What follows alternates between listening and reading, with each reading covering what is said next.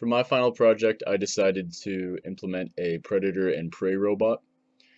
Here you can see after creating an algorithm so that the predator's fitness function is greater the closer it can get to the prey. The predator was able to track down the prey.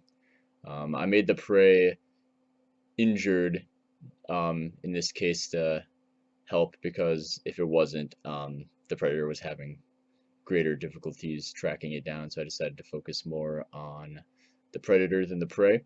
Here you see that compared to just random um, iterations of robots, that after the algorithm was implemented, they had a much greater, easier time of tracking it down.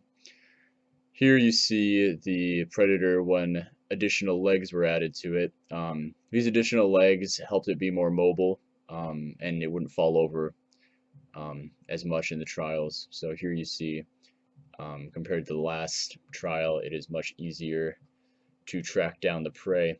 And given the data shown here, you see that among the trials, with 8 legs versus 4 legs, the predator robot was much more able to, much easier, or more easier, had an easier time of tracking down the prey over the terrain.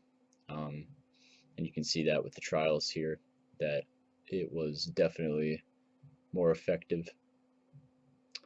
Then after this, I decided to add these sort of obstacles in the environment.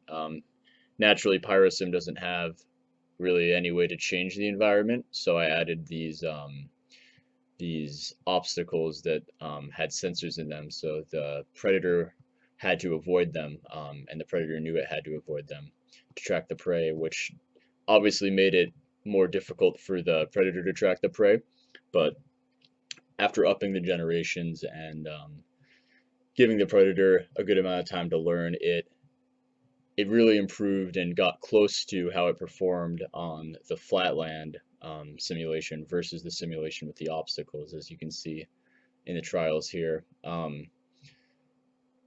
So, yep, that is what I added for my functionality in my final project.